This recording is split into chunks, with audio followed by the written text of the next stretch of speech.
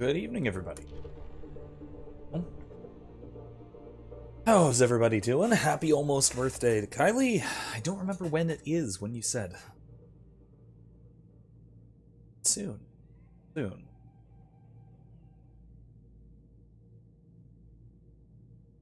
Jump back into it. Like I said, mostly doing side quests and things. Should be fun. So, talking about some less directly game-related stuff for the most part, though here and there we're probably going to story-adjacent mission. I'd actually do a story mission. I don't know. Oh, next Sunday. Okay. Yeah, coming up rapidly. Happy birthday in advance. I'll say that again on Thursday. Then I will say belatedly on Monday.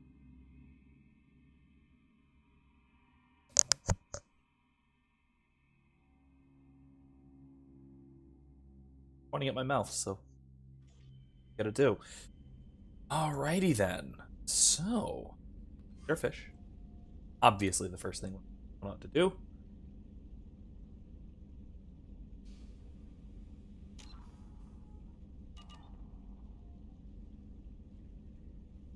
Oh. Hang on. Whoops. Okay, I know what's wrong. Hold on. Yes, it's glitching like hell. There we go. There we go. Better. That was a setting thing. Don't worry, that was just settings. It was not yeah, it's fine. Good. Fixed it.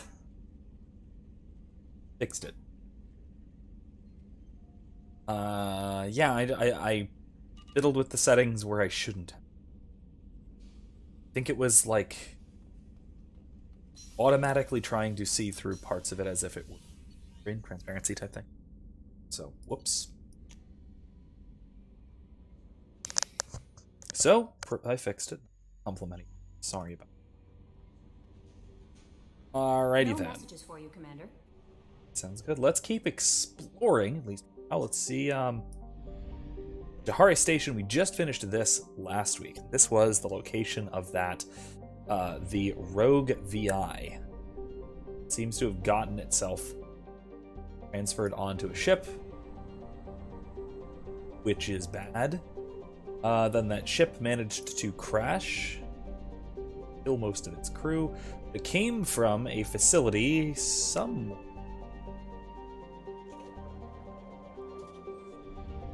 Let's see if we can go find that facility. Should be marked on. Right? Yes, here we go, Titan.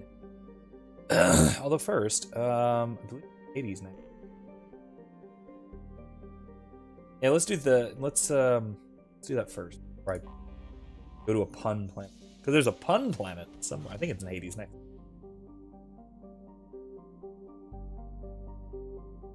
Askin. Alrighty then. Anomaly detected. The experimental mechanics facility is under quarantine. Probe away. Need more. Really should have done some more. It's really too bad. Probe launched. Launching probe. Probe launched. Probe away. Once again, this is of course a new. I did have to fiddle with the settings between last stream and this stream, so if there are any, if there's any issues with the volume, ED is too loud, gunfire, the combat's too loud, or if I'm too loud or too quiet, as the case, feel free to let me know. It looks like its game volume is a little bit up there, so if it's a problem. Probe away.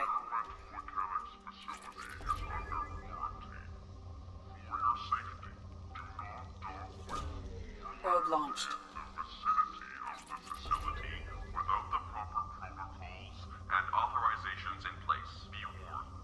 Experimental mechanics facility is under quarantine. For your safety. Scans have found something. Okay, so, production facility matching registration parameters of the Hanikar Corporation. reports emerged. Lockdown at this location. Personnel scans report no living beings detected. Hazard scans show a large number of virus-infected mechs quarantined in the facility. Deactivation of the primary production line controls should disrupt the creation of additional mechs. Why don't we shell it from orbit? Seems like something we could do.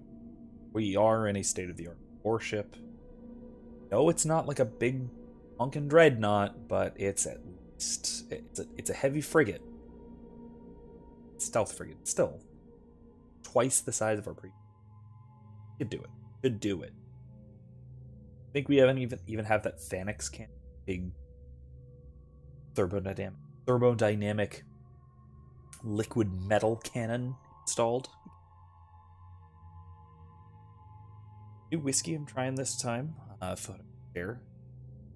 One of the Jameson cask finished stout casks.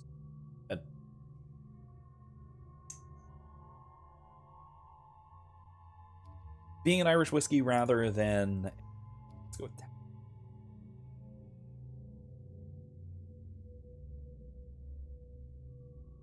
Sue me.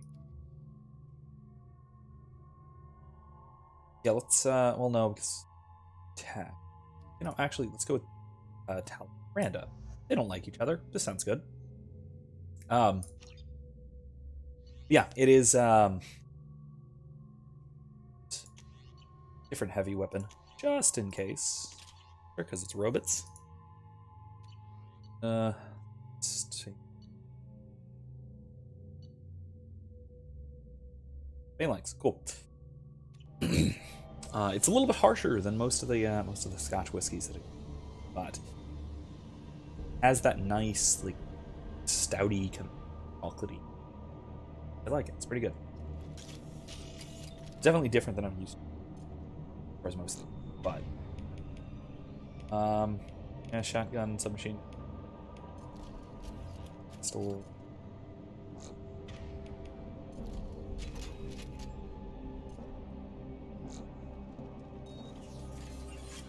Right, so malfunctioning robots.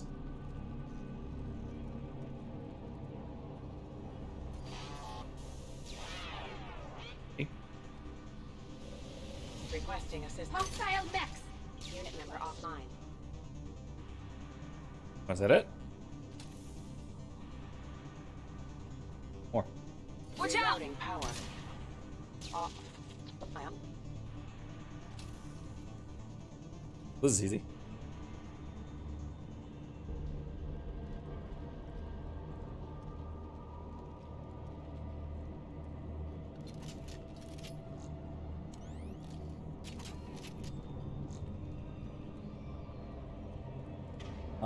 Switched. Submachine. Alright. So, this is the trouble when you have a computer virus in war robots.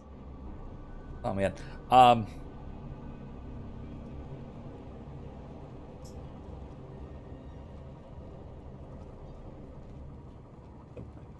What's that?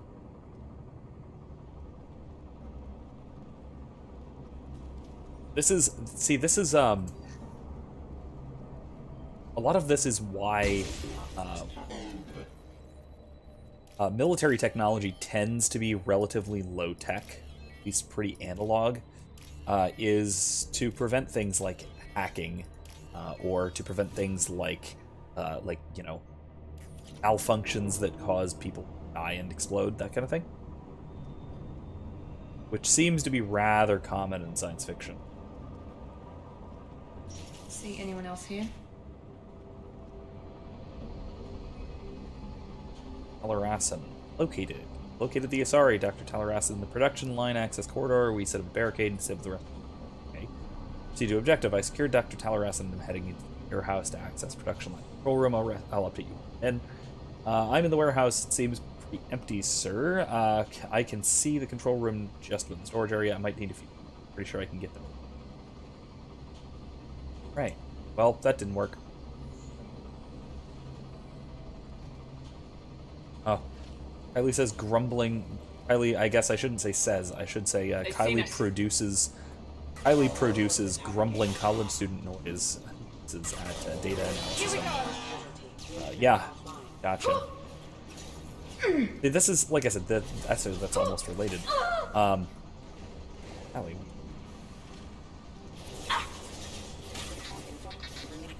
Systems overload attack detected.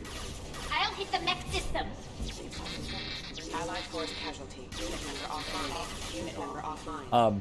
Threat neutralization initiated. System Now let's sabotage finish detected. you off. Combat drone away. Off.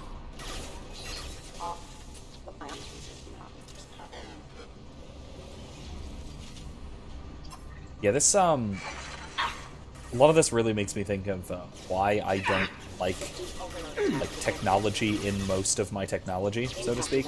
What I mean is, like, I want to keep an analog vehicle for as long as possible because, you know, I'm afraid of this in particular, but I'm afraid of the technology betraying me to an extent, whether that's goes wrong or because it's right for the wrong reasons or whatever the case may be.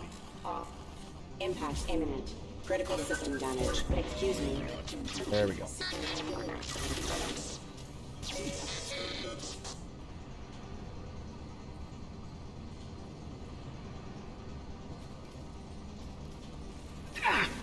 Allied force casualty. Hostile forces have engaged. Allied force casualty. Oh, that's not good.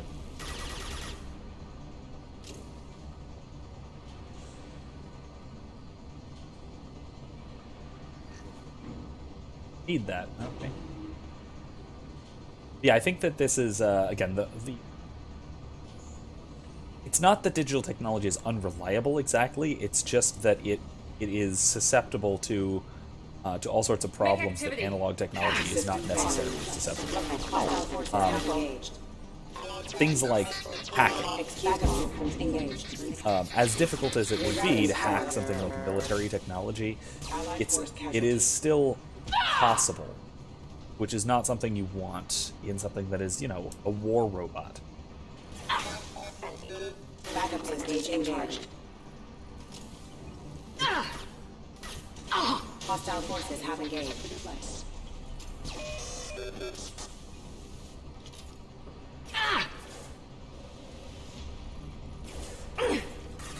Allied force casualty. Unit member offline. Impact event.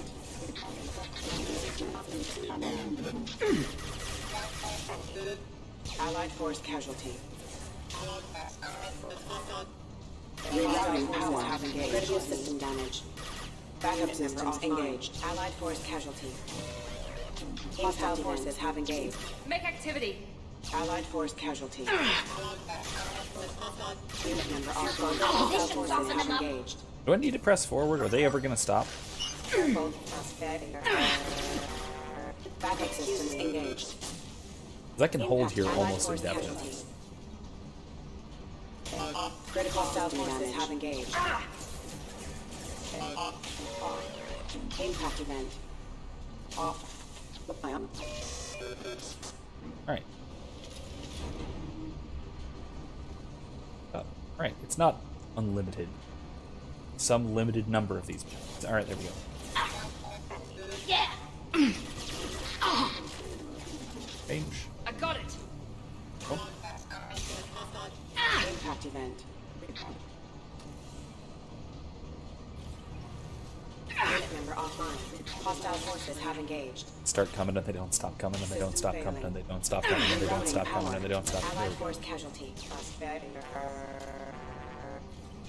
Heads up. Oh wait, they didn't stop. You're right. Hostile forces have engaged. Combat drone ready. Oops. Firing.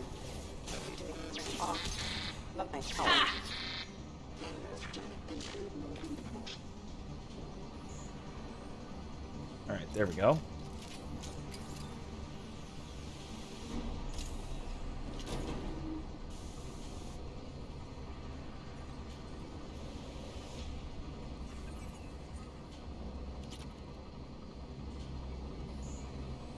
Let's see.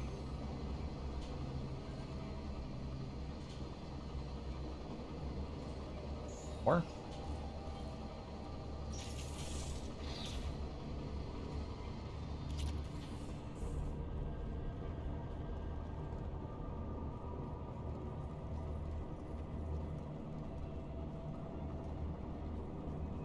I will also say that 210, I think, probably has the most like science fiction cliches.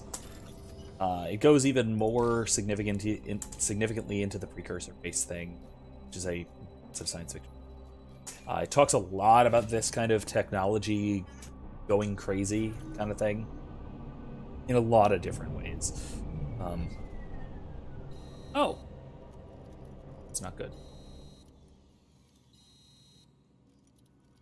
How? 5 seconds. Hit reload. Say 60.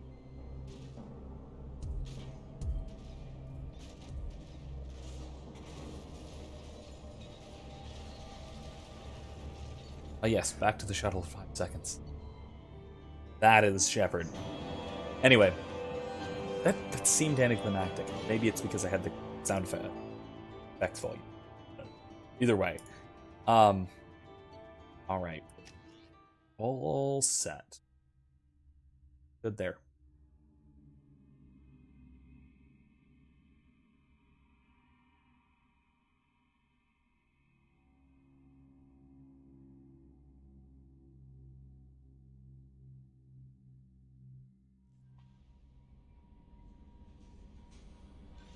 Go feed the fish, check our email.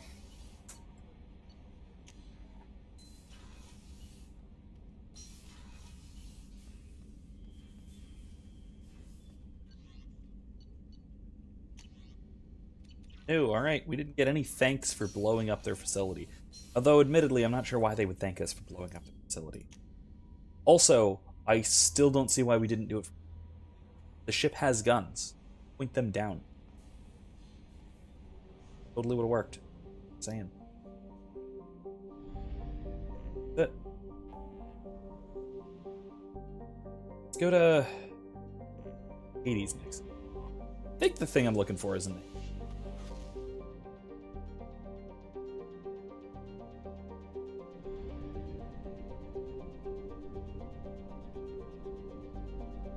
In case you weren't sure, all of the names of the systems in this planet are named after underworlds. Pretty neat. Looking for here. There. Right, system advisor, what was it? Alliance Bolton, Geth have been encountered in the Hecate system. All civilian traffic. Oh, okay, cool. We're fine. We're fine. Nothing to worry about. There's a planet.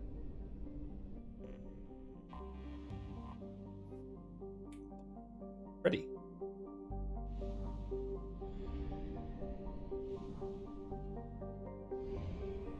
Take the long round.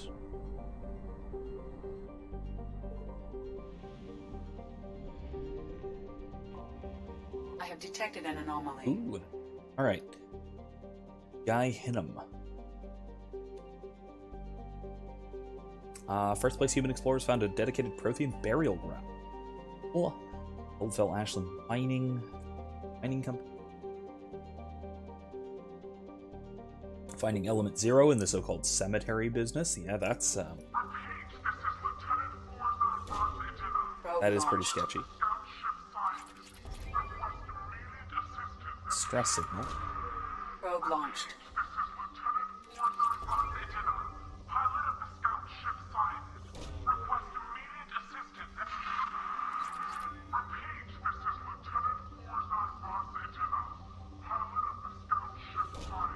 Probe launched. Hey, somebody is definitely a distress signal from somebody. Scout. Launching probe. You're in Voss. It's Quarians. It's a big spike. Probe launched.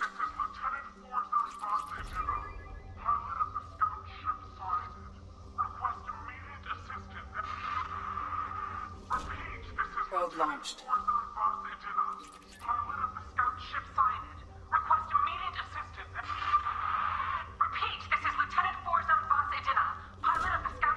Launching probe. All right. Something let's go on our help. sensors. Shipwreck, meeting Quarian design specification. Known. Life signs detected in the vicinity uncertain. Local wildlife may interfere. Let's go interfere with some local wildlife. Save some Quarians. This is nearish to Quarian space, I suppose. I mean, it's in Geth space, technically. Perseus Vale. So obviously we'll take Tally, and let's take Grunt if we're dealing with wildlife. Let's go with something up. Singularity. Good.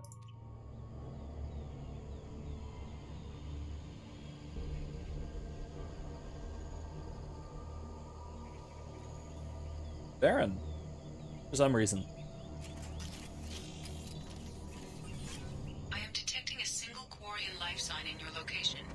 Judging by the suit's erratic Commerce pilot's record. We managed to escape the guest notice thanks to some clever working in silencing Syniad's engines.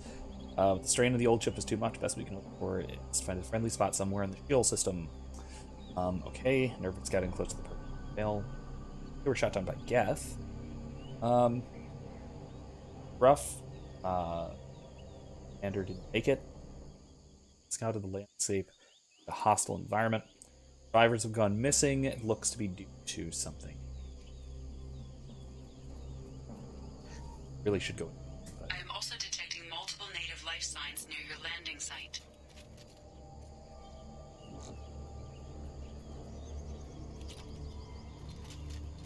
Our submachine. Fired.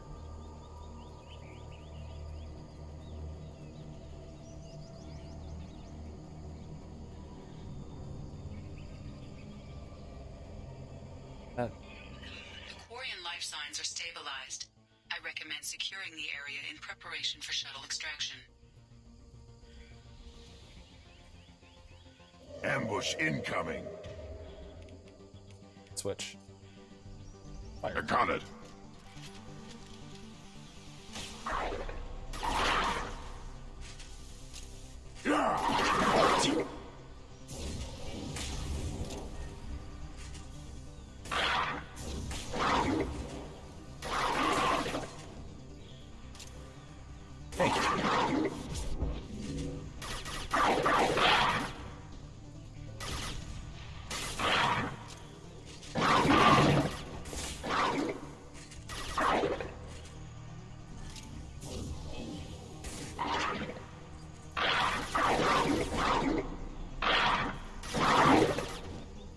I love the Varen sounds. They're very clearly fish dogs. I'll put them down. Nothing can hurt me. One more. We need to leave. Let's go. That was quick. Right. Orion didn't get a scratch. Where did she get it? Shepard, where did you get it?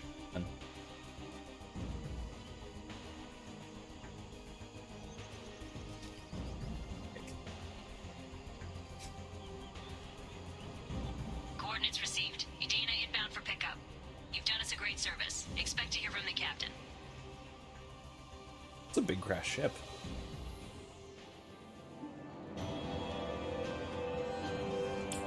That is a much larger ship than I would have expected. It's a scout ship.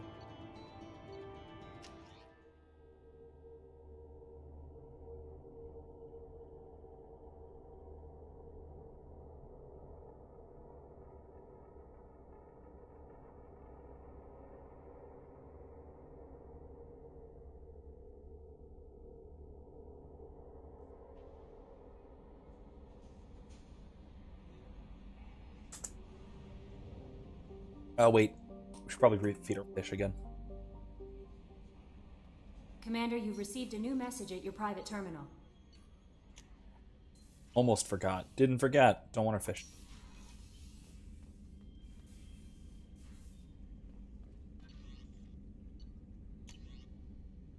Syniad, okay. So thanks from Okay.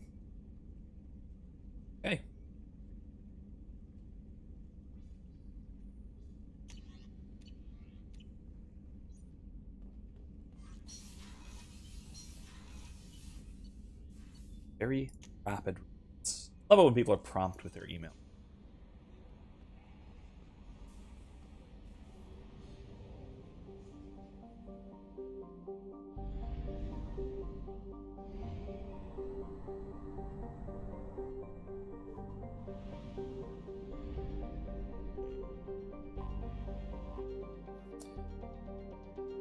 So I've discovered a good new phrase for describing odds,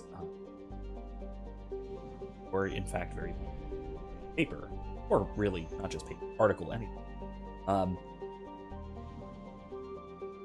which is to describe the efficiency of just how wrong something can be. There are some arguments in some paper, some articles, and some etc., which are just very efficiently wrong. You manage to get a lot of wrong things in a very small amount of space. They do this by saying things that are not just wrong, and not just consistently wrong, because that's important. Everything that is stated has to be right, so you can't have dead space where things are either non-propositional or once in a while that'd be correct. But everything said has to be wrong to really maximize the efficiency of one's wrongness. But then further, and if you can maximize the efficiency of it, that way, it helps to say things that are wrong in more than one.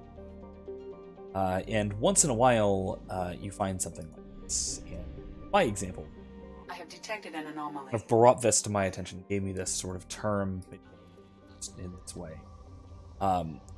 Was a student paper, which I won't line anybody in particular. It was systematic misunderstanding. Probe away. It happens. It was in fact a bad sort of thing. I don't want to students for. Launching probe. You can see this sort of thing in a lot of arguments, and usually what happens is it's when not just the sort of surface level argument as stated, the straightforward thing argued is wrong, but it's wrong, and then it is wrong because of its assumptions, in addition to being because of how it uses those assumptions. This is like the person who assumes some kind of horrendous fallacy, and then also misapplies that fallacy. Assumes that something incorrect is actually correct, but then further gets the implications of that wrong. Scans have found something. Common-ish example is when use the wrong formula in math, and not only do you use the wrong formula, but you use the wrong formula incorrectly. So you get the wrong answer for using that formula. Get this in economic or political arguments all the time. This shouldn't. Let's go with Britain. Much and Jacob. Okay, this. But this is really kind of what happens.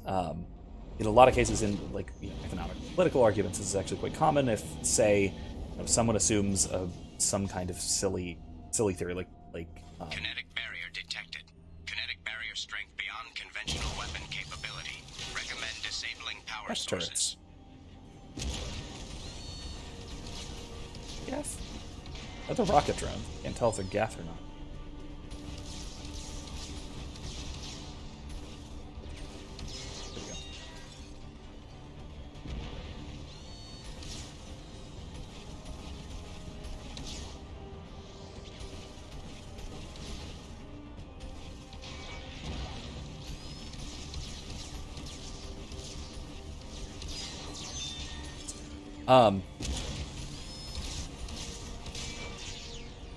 So this is if somebody, say, holds to something like the latent value, right? claims that value, rather than being derived from Kinetic barrier strength willingness to pay, right? So value being reverse imputed, or being subjective, that sort of thing. That they claim that value is, one, objective, and then further is based off of labor inputs, labor and cost, that sort of thing. Which is a simple Marxist Kinetic error. barrier strength reduced. But then goes further to not only assume that, but to misapply the principle. And to then go on to assume that supposing the labor theory of value to be correct, can I climb vertical surfaces with this? Not quite.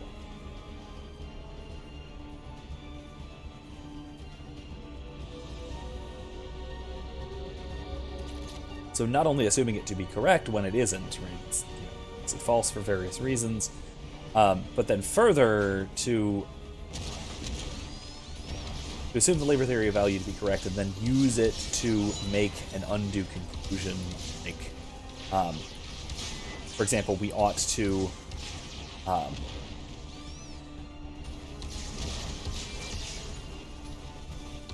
pay employees the full value of what they sell or produce. This is actually a very common sort of Marxist argument. I mean, not a very well thought out one. There are Kinetic barrier strength reduced. somewhat more clear thinking academic Marxist thinkers. This is common to the not very rigorous and not very academic ones.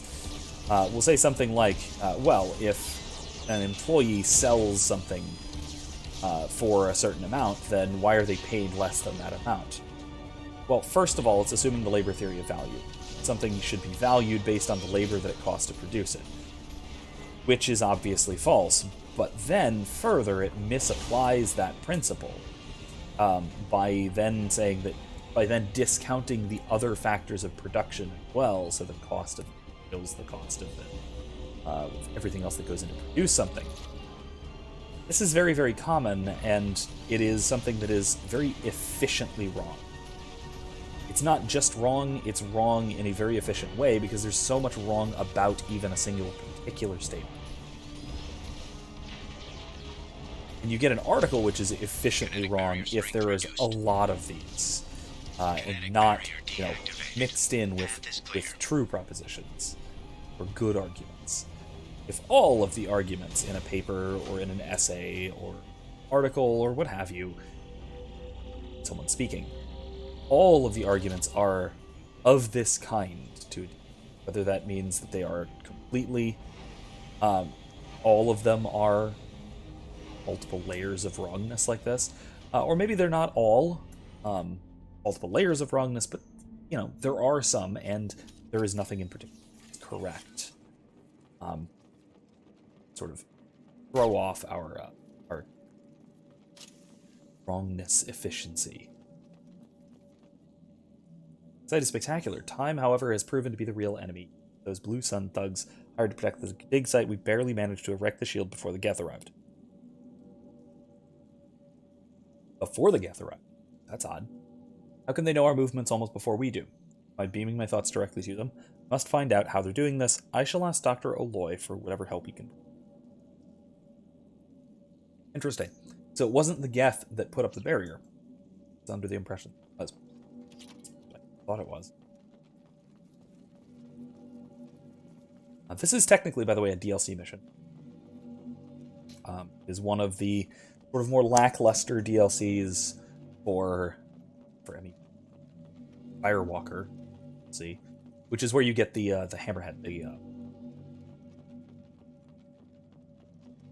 tank, I guess. I would hesitate to call it a tank. Dr. Oloy must have been indoctrinated by the Reapers. I found him sending our data to a Geth ship. Ooh. I won't be responsible for another Geth attack, another Eden Prime. I've silenced Oloy forever.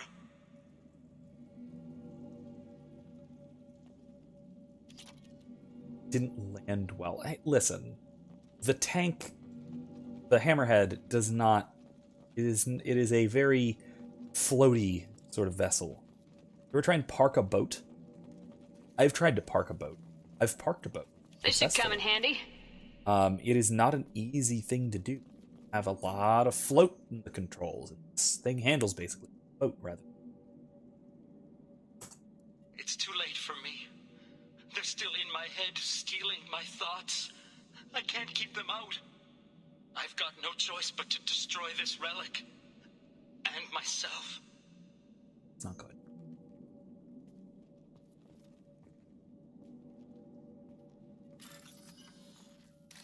Let's hack this thing open.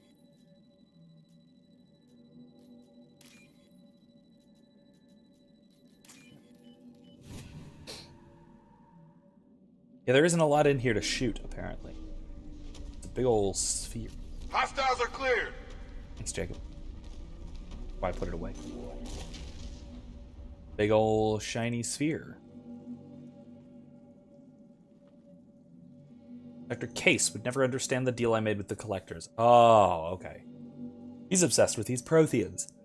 He would sacrifice everything to learn their secrets. It nearly cost me my life, but I did it for you, Helen. Sure you remain safe. The damn collectors agreed to spare your colony in exchange for this Prothean. See. I can only hope you remained innocent of any of this ugliness. It was all for you. Not or, I mean, he may have been. Actually, that is an interesting thing to consider as to, whether he was in fact indoctrinated or whether this was really a deal, a proposal that was accepted. May perfectly well have been indoctrinated, and the sort of mind control effects of the Reapers, womp. Oh, it turned it off. We're on.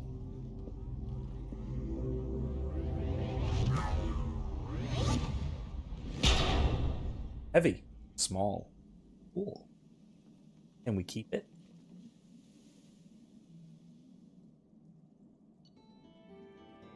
With an artifact recovered, but guess we can keep it. This is a good idea. Anyway. Yeah, so, right, what I was saying is how Reaper indoctrination works is very, very cool. It isn't just straightforward, control your mind, right? Control your choices kind of thing. What it does is, we kind of talked about this back in Mass Effect 1. We were talking about indoctrination and Saren. His research on it, on Vermeer, I think. And this is how it works, generally speaking, is that it isn't that it Commander, you received a new message controls what choice you will make, but it changes how you think about things. Makes certain things seem like good ideas that you ordinarily wouldn't think of as good ideas, and certain things like think of certain things as bad ideas ordinarily wouldn't think of as bad. It changes how you perceive things. So that can change your outlook on a choice, and then it'll ultimately more likely to the other. Now, of course, you still are free to choose, and this is the fascinating part. Even somebody who is moderately indoctrinated, as far as I can tell, has something like freedom of the will. They're capable of making a free, voluntary choice, but the way that they sort of think about making that choice is affected by something outside. It's changed by an outside force. And so it's very insidious. It's not just a straightforward Jedi mind trick. So, burst of energy that... Burst of energy that coincided with your retrieval of the Prothean artifact contained coded information. Most of the data was beyond our ability to track, but the threads we were able to decrypt have provided new avenues for research on energy transfer and biotics. It will keep the scientists busy for years to come. Data indicates that the artifact is currently inert and not. We wonder, however, that if Dr. Case had more time, he'd have unlocked its secrets. Landmark, fine for humanity. Good work, Shepard. Cool. Let's put it on our coffee table. Have it do a warbly bubbly. It's really... It's impressive.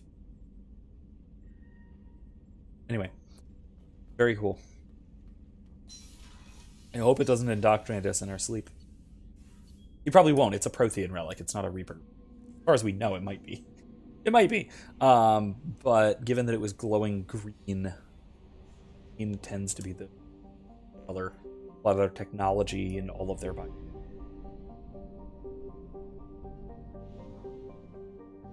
Oh. Excuse me. Oh.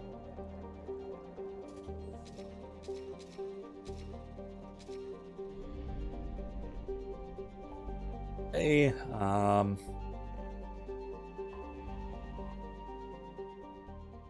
check something.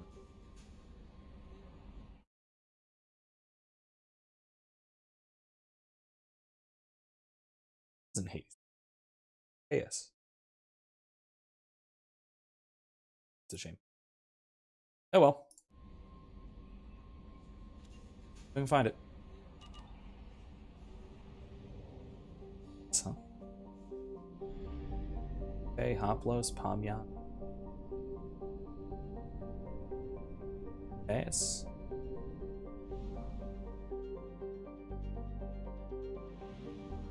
Well, that's a shame. The pun planet that I shared the meme about from the page about an hour or two ago doesn't exist. Shame. Well, it doesn't exist in Mass Effect 2. It's supposed to be in this star cluster, in the Hades Gamma cluster, but it's not there. Let's go to Nubian. Search. Keep exploring.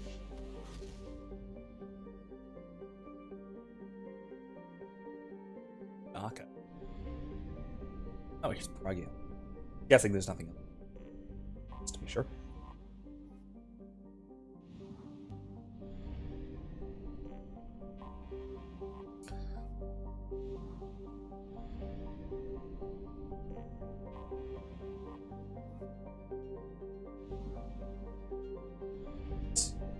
Oh, it's out there.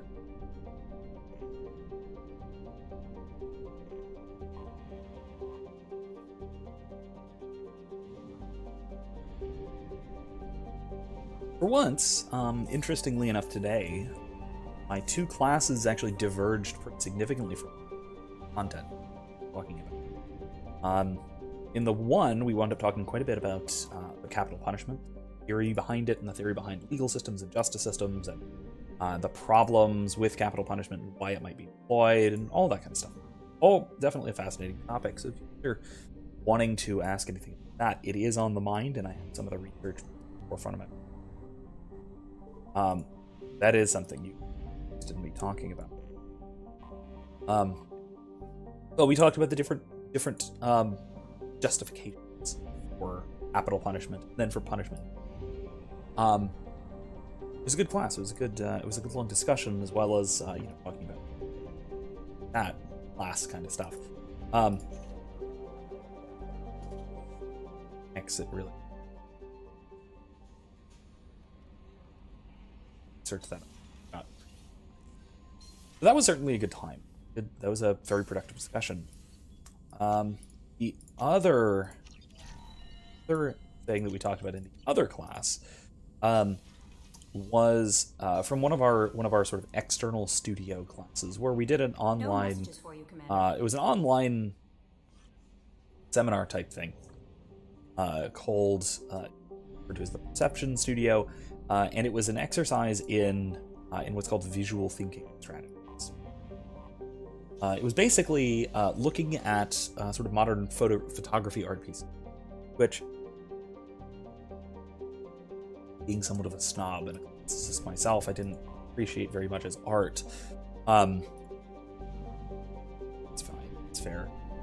And I can explain why if you guys are interested in such things. But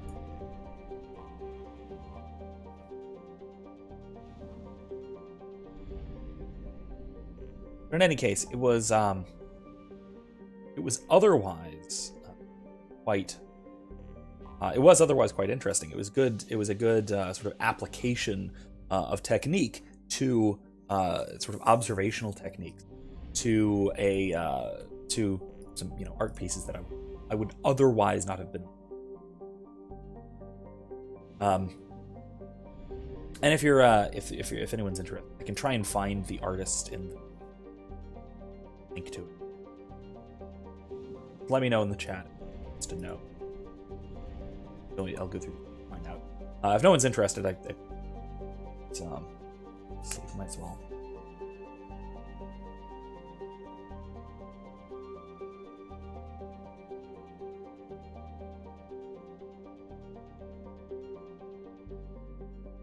I'll throw it in there just in case after the stream sometime. Find it.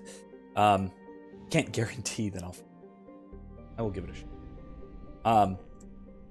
Anyway, though, the sort of technique for it, which is what we wound up discussing in my class, we discussed the technique and how to apply it more broadly, not just to the analysis of visual art.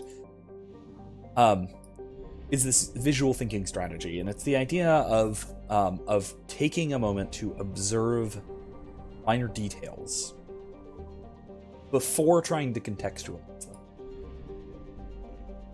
So, when given an image, detected an anomaly. For example, looking at a planet, ignoring all of the stuff over on the sidebar, we can look at this planet.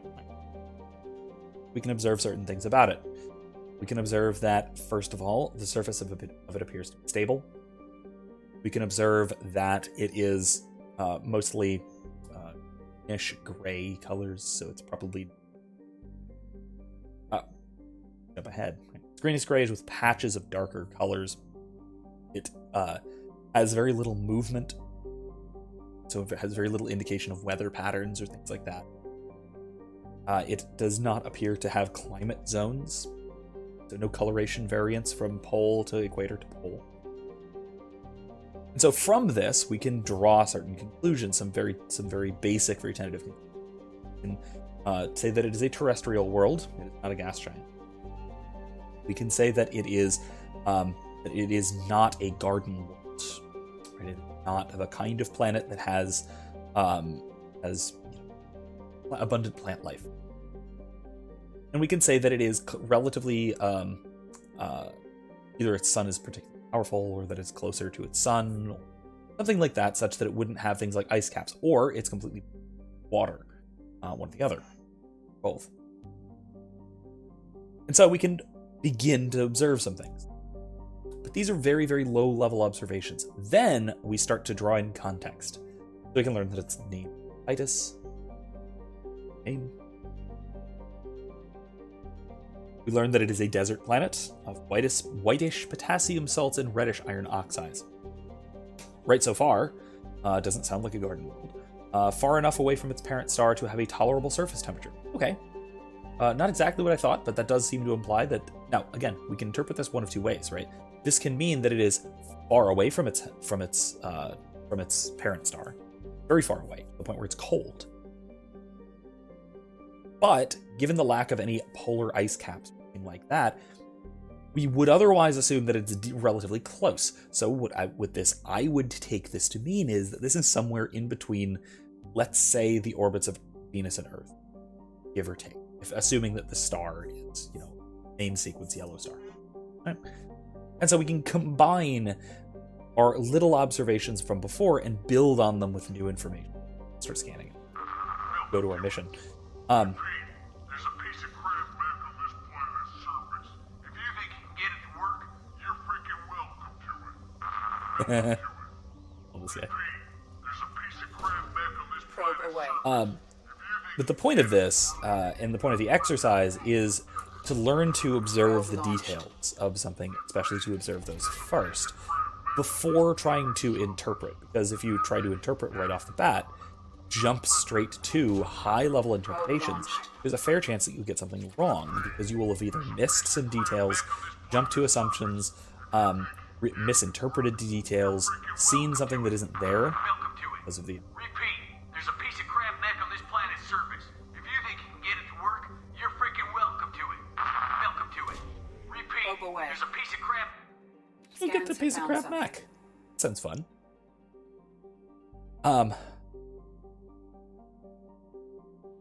Cool. Let's go check it out. But yeah, so this is a fantastic technique for first of all, for careful observation, and careful observation in a way that helps us to mitigate our own, in a way that helps us to mitigate our own prejudices, things like that. Let's bring Mr. Calibrations, and let's bring Zaid. He seems like a good salvager.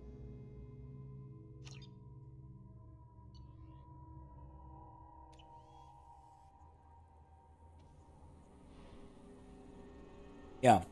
So yeah, this is one of those where there's the mech. I'm detecting a large supply. I actually really like this strategy as a method for explosives will be required to excavate them. as a kind of way to objectively analyze things which are hard to analyze, and this is why we used it for art. It's hard to objectively analyze art. Is to just give subjective criticism, objective analysis, say how the art makes me feel, what I like about it, what I dislike about it, rather than analyzing what is in fact going on in the painting, say, or in the photograph. Right? What's there? Then we can build on that, knowing the context of it, and we can build on that, knowing something about the artist, knowing something about the title, and things like, and the other collections. I paid Harriet good money for this useless heap of signal error. Detected serious caches of resources here on this planet, but memory leaked it. Alright, I said, sure, the thing leaks fuel like a Volus after a mug rin call, but I can deal with that. I took off and laid out a trail of power cells leading to where I unloaded the mech to bad package, please restart. So I could at least get the thing moving. Now, illegal fault detected. Won't even swing the link. Yeah, that L-core on Omega. Parrot. Isiv's signal error.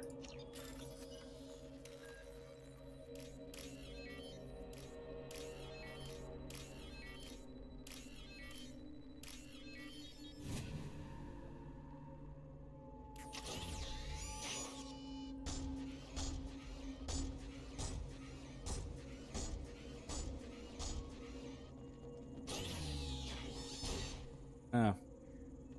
Let's get a power cell.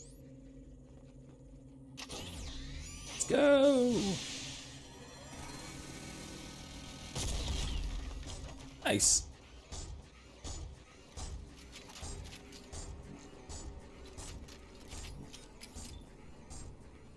I like this thinking strategies kind of approach. Because it allows for a kind of precision and objectivity in what would otherwise be a fairly subjective thing. Something that usually we'd be tempted at least to analyze subjectively. It's so awkward. Work them up.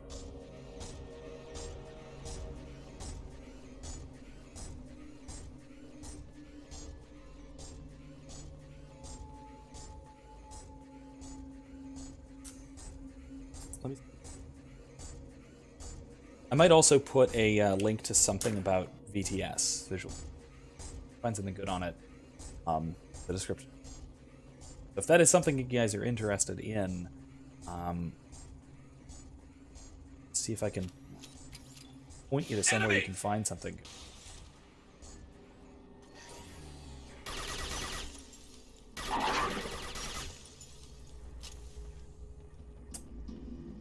Okay, where are you going?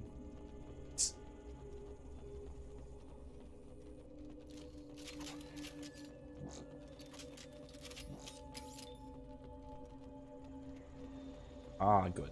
Guarding it.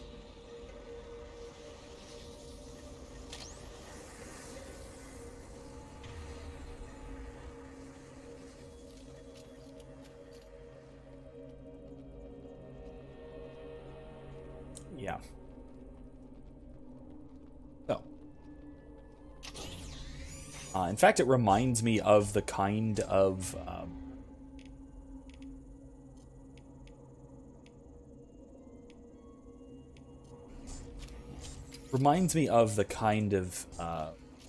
over but the cleanup.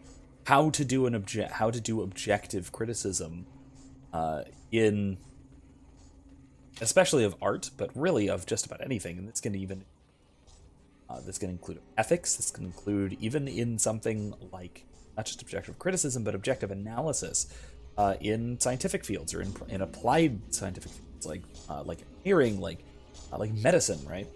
If you're trying to diagnose something, trying to medically diagnose someone, the last thing you want to do is to have faulty assumptions. This is a great way of mitigating that sort of thing. In fact, this is commonly done. Some of the original technique did so specifically for the medical field. It's really cool, and it's great that this sort of thing gets applied more than simply art criticism. You know, that isn't to discount the importance of art criticism, but that is to discount. Oh.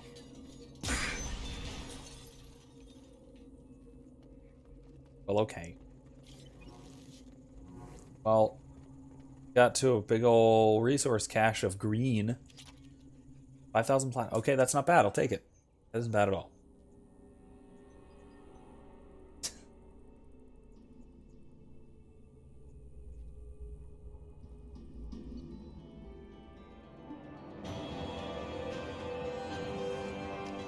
Alright, let's get out of here. Yeah.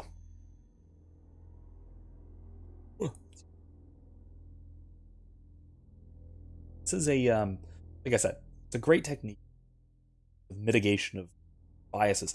And again, like I said, I'm not one to discount the importance of art. I actually think objective art criticism is fairly important. It's something we certainly should do because, again, aesthetics, beauty is not something that we dismiss so casually. It's not something that we out. But arts, beauty, these things are critically important for real life. And it's not like these are just, navel-gazing things that no messages for you, Commander. No. And so understanding what makes a piece of art or whatever good is actually fairly important. And, you can go to my video on what makes good art. Again, like I said,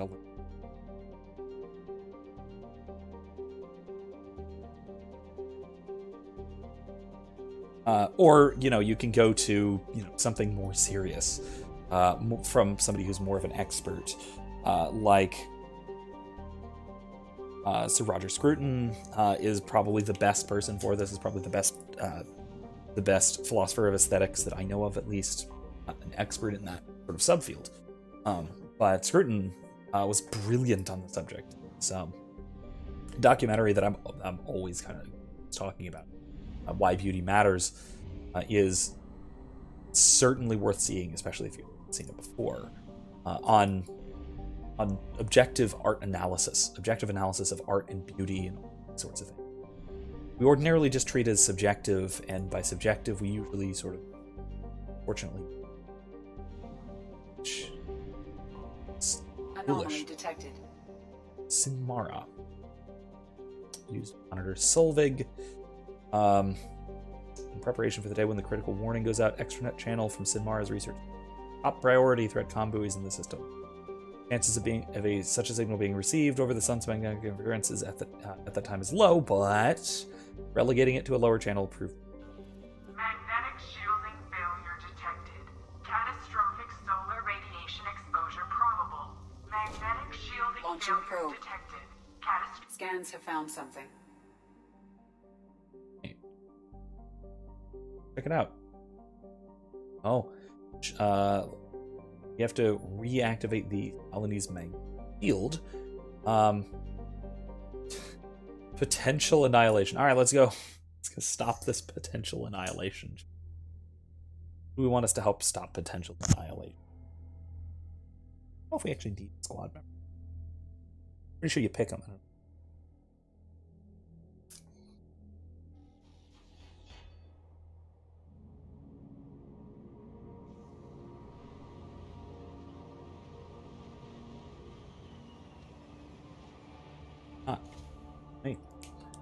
Just shepherd. All right. It's a very significant sun. To be fair, I probably need tech armor. Just in case, you know. Never don't use tech armor. Especially in this sunlight, man.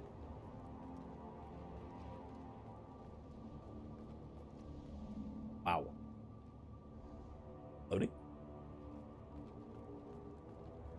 Yeah. Floating. Guessing the colony is down there. And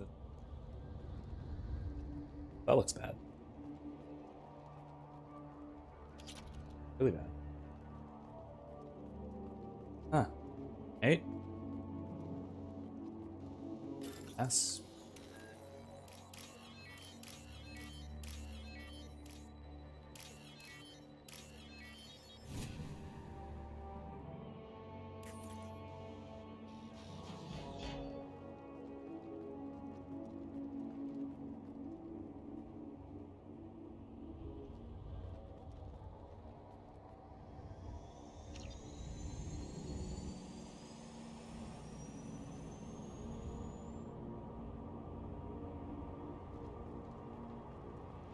Cooling unit.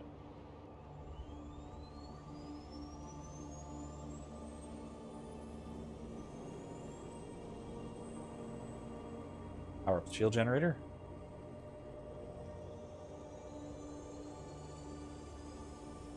And field control. All right. Kylie, I guess I don't need help on this one, apparently. This is just kind of Shepard doing Shepard thing.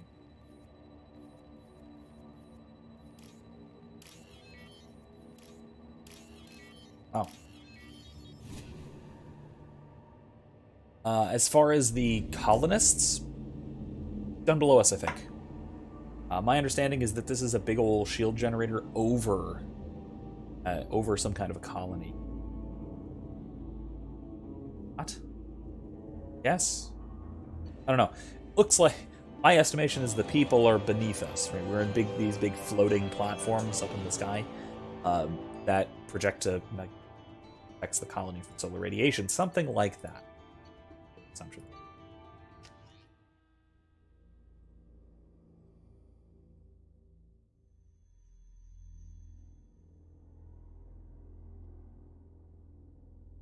Yeah, that's more or less as I understand.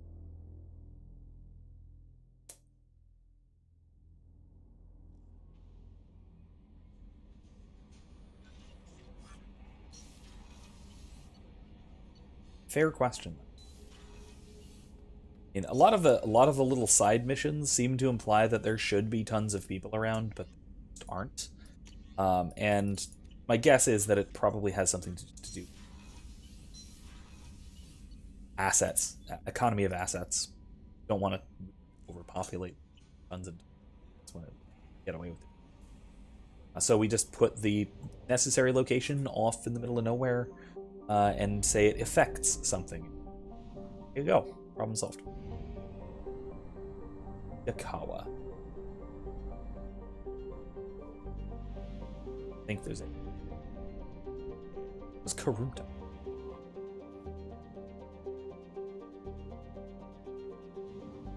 Must have been a mission or something.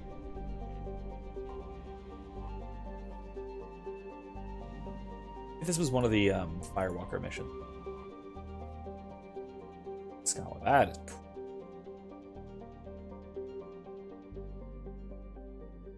Huh. Cool. So, because of its similar condition to the Volus homeworld, it ruined billions of years ago when it first formed life. A large Volus university, the Ten Clan Academy, hosts symposia on the planet's surface. Cool. Fortunately, despite their security precautions, pirates, organ leggers, and slavers throughout the Terminus systems have learned that kidnapped students and professors are money. That's troubling. It only adds to the university's reputation as a visitor tenure. The Academy is a clear mark of commitment on any scientific resume. No kidding. That's actually a fairly populated Volus colony. 40,000. Cool. Big-ish. 52 Celsius. Forgot Volus live at extreme. I think extremely high.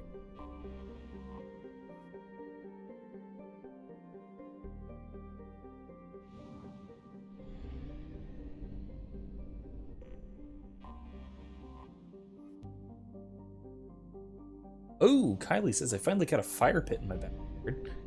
We went and replanted our banana tree. Awesome. Both really cool. That... At 1/2 capacity. Fire pit would be on my list of things I'd want in my backyard, by all means. Really... it would be a matter of making sure that it's, safe for kids, that sort of thing. But shouldn't be when it's not lit. I already have a grill, so it's not like I have a charcoal grill out back and grill and smoker, so it's not like I have nothing that could be dangerous. And Saoirse's learning pretty quickly not to touch the stuff. Which I was grilling bacon and sausages and hash browns out on it. Night. And last night? I think it was last night. And it was something went a little bit wrong. So funny story about this. If you ever grill bacon on charcoal, particularly charcoal with wood chips or wood block, be very careful. And you can probably guess where this is going, in case you can. It's going in the direction of a. It's going in the direction of grease fire. Because while I was cooking,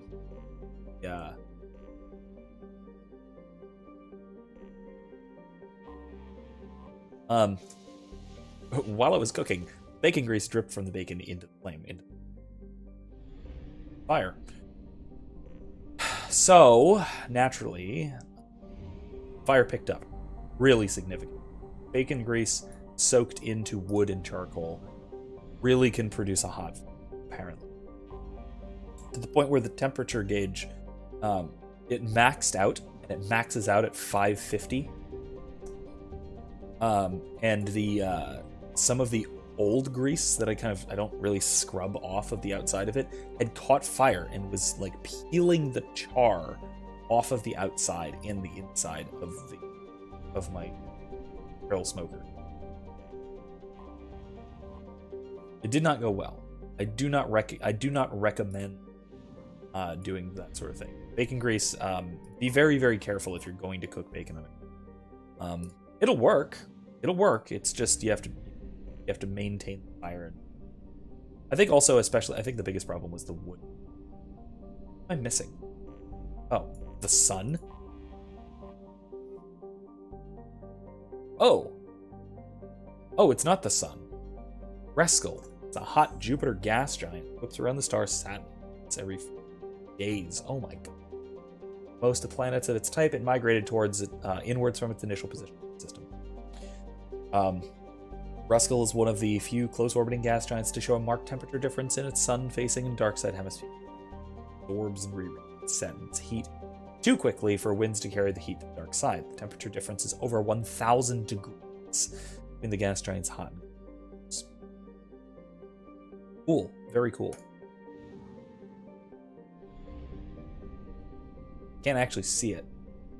Oh yeah, I can. Look, you can barely see them over there. If you look on the side, that's neat. Of course, these are obviously not to scale because they're kind of gliding. Yeah, Kylie. Kylie asked, what if you use tinfoil to catch the grease? You could do that. The problem is then you don't have the direct heat from the charcoal grill, which is part of why you want a charcoal grill, is to get the heat and the smoke on the bacon. You can do that. I've done that before. Especially like really thick cut, wrapped in foil, on really low heat. Basically on a smoker kind of thing. You also can put in the drip bowl. There's a bowl because it's a bullet smoker, so it's one of the upright ones with the water bowl. So if that's in, if the bacon grease drops into the water, it's not going to catch. No spark, not enough heat to catch on it. So that can be fine. You just have to make sure that the water doesn't boil. If the water boils off and it's just the bacon grease in the hot pan, it can get hot enough to catch, fortunately. So that would be very...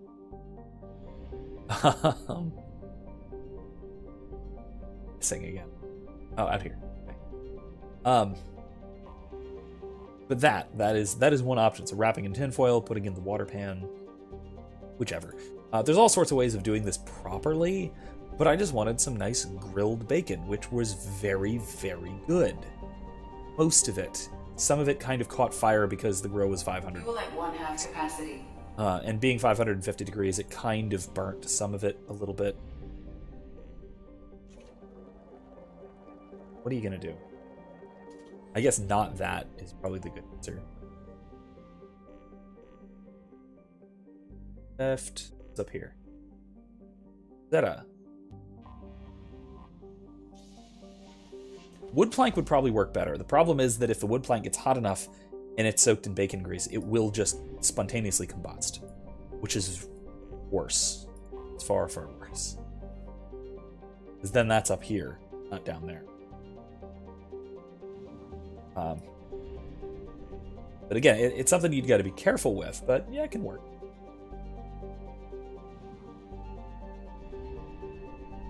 Look, this is... I have detected an anomaly.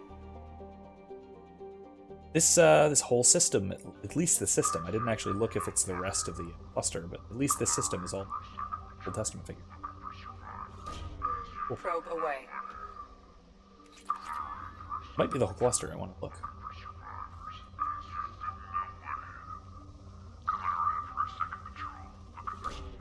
Probe launched. It's one of those things that it's, you know, just kind of moderately dangerous, but mostly dangerous for, you know, Probe launched. if you're dumb enough to touch it, or if you're standing over it kind of thing, because I did that a little bit. Smoking my... Not fun, but... Launching probe. Or it's kind of dangerous to the meat you're grilling. It's kind of, like I said, it ruined a couple of bacon strips that were, you know what happens when you have bacon cooking way too hot, and part of it gets burnt and part of it's not, is like undercooked. The whole thing, because it was so darn hot, the whole thing was cooked enough to eat. It was like perfectly safe, but there were parts of it that were like still kind of soft and chewy, while some of it was like burnt to a crisp. Unfortunately.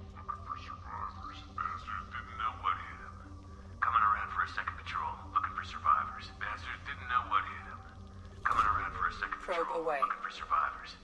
Scans have found something. Mercenary activity detected on planet surface. Communications match blue suns. Possible location for rumored site of illegal archaeological activity. Blue suns intentions unknown. Alright, sounds cool. Let's bring... What about Zaid and Kasumi? Kasumi for archaeology, or at least, you know... Zaid sons. Either is Garrett.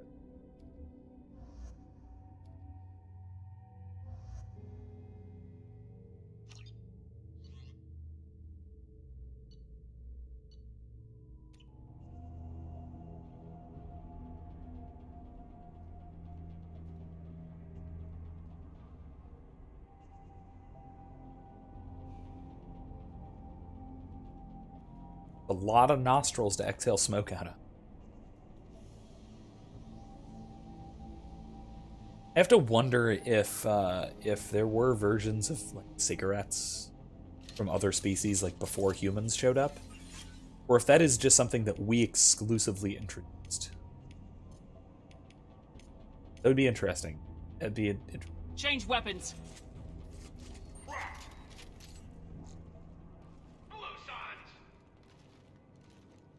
You just shout blue suns. Going dark. Contact.